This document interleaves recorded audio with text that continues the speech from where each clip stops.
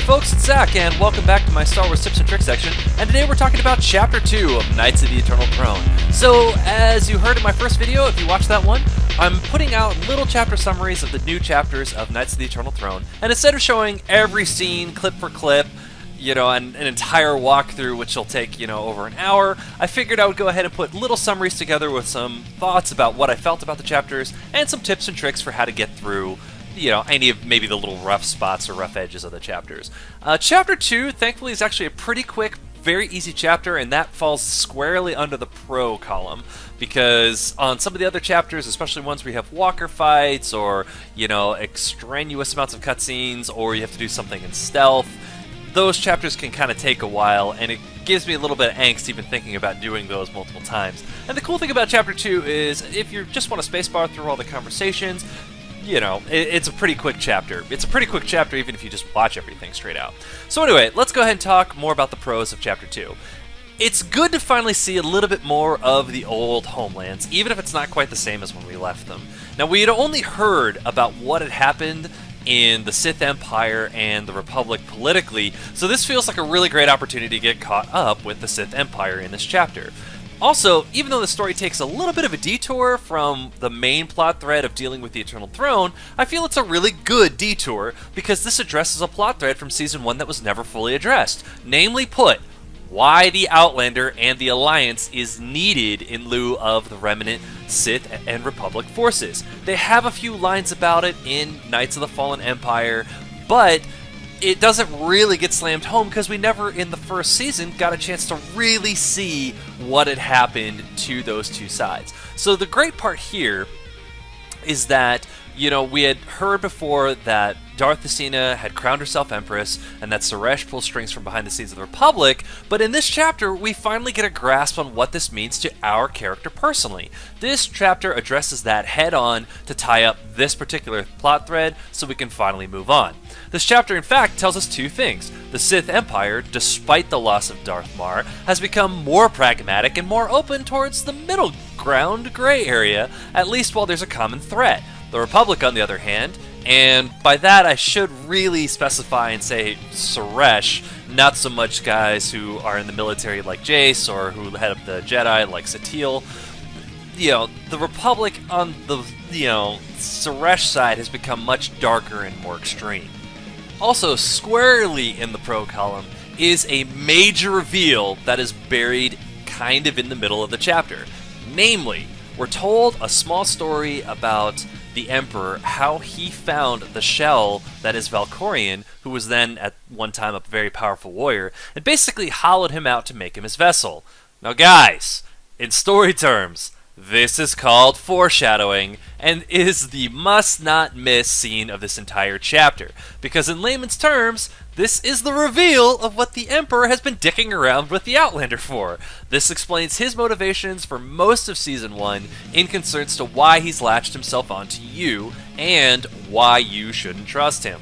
This also sets up everything that's going to come next, guys. It's a little scene in Chapter 2 that tells you now the course of events of what is probably going to happen. If you are just spacebarring through all the scenes so you can level up your characters, this is an easy one to miss. And I would also say, too, for a lot of folks, we're saying, well, duh. What did you think Valkorion was going to do? A body-hopping Force ghost that has all this power? What do you think he's been setting you up for? Obviously. But this is the first time in any of the story chapters where there's any sort of admission that this is what could possibly happen to you. So, guys, if you've been trying to trust Valkorion up to this point, I would say this particular scene in this chapter is the one that should turn you around. Now let's go ahead and switch modes a little bit and go into the cons of the chapter. And really, at this point, this is kind of a hard one to play. This chapter to me is symptomatic of a larger problem in Knights of the Fallen Empire and Knights of the Eternal Throne, which is that it is extremely Sith-centric. Both expansions have been very Sith-centric. Now, you might be scratching your head and saying, well, Zach, I'm not really sure I understand. Well, let me try to explain it. Knights of the Fallen Empire and Knights of the Eternal Throne, almost all the companions you recruit are Sith characters. You pal around with people like Darth Mar and Asino, also Sith characters, and they're shown that they're the kind of people who will step up into bad situations. But in the greater scheme of things, we don't really see the Republic stepping up in any way, shape, or form. In fact, we continue to see them becoming more ineffectual and more corrupt. At no point do any of the Republic companions or major players come into this story. And to be honest, I'm getting a little sick of it. Focusing on the Eternal Throne characters has been okay. You know, we're talking about Koth, Senya, the entire Valkorian family line. That's fine because, I mean, that's the name of the expansion. These are all new characters, you know, and for the story, you have to focus in on them. But BioWare has yet to show any really quality light side characters or Republic counterbalance in this so-called alliance. Now, don't get me wrong, I found Darth Athena to be quite charming and a breath of fresh air to the story, and she was a great throwback to pragmatists like Darth Mar, who I really liked. But where are the Republic troops? Where are the Jedi? The Rift Alliance? Any of it! We just don't see any positive movement from anything Republic side in either expansion, and I really feel that's a shame. Especially in such a light side fighting the dark side issue of fighting Valkorion. Where is Jason Wilson? Where is Kira? Where is Nadia? Where is Ashara Zavros? Where are any of these types of characters to make any kind of commentary on this battle whatsoever? We just don't see them. And as far as the Jedi, man, like, they're just absent. There's nothing there. And I'm kind of tired of the Republic getting bagged on. I have a lot of Republic characters, I have a lot of Sith characters, but I just feel like there's a lot of interesting things out there that are just not being done with the entire Republic side of things. It's almost like the writers at this point chose that, hey, everybody who plays this game, you know, probably is playing on Empire, therefore we're going to try to pump up as much as we can for the Empire players to make sure that they're happy. When in reality, I feel a lot of people play both factions. You know, and that's, you know, light side even won the dark versus light event, and yet we continually see more and more and more dark side characters, Sith companions coming front and center in the storyline, and we just don't see some of the characters that I think I personally would love to see again. Alright, now that all of my story review and commentary is done, let's go ahead and talk about the tips and tricks for this particular chapter. There's nothing really of note in this chapter to give you trouble. There was no major boss fights that I felt needed a lot of explaining, but I would say these few things. When you start fighting the Genoherodon, keep in mind that they come in several waves. So the first bunch of guys you see are not the last ones you're going to see. Also, most of the droids, especially when you're going after the different radar towers, most of the droids only need a light attack. Your very, very, very basic attack is enough to pretty much one-shot them.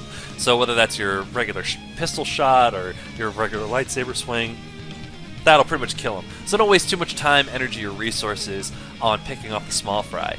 One thing you do need to watch out for in this chapter, though, once you get to the Sith ruins, there are trap rooms, okay? And I actually like trap rooms because they keep you on your toes. I wasn't really expecting them this chapter, and they completely fried me and my companion. I didn't die, thankfully, but we got pretty cooked and then walked right into a boss fight. So my big tip to you guys is that as you're running around the Sith ruins, keep aware that there are traps in there and that you're going to want to try to move through areas as quickly and as efficiently as possible so that you don't get cooked. Now, the other thing is you're going to have to micromanage your companion a little bit because companions don't understand to not stand in bad things and can end up dying if you get, you know, say involved into a boss and they're trapped behind a door for some reason. So keep that in mind as well, especially if you're the kind of person who likes to force sleep into fights or try to, you know, sit behind a door and do things from range.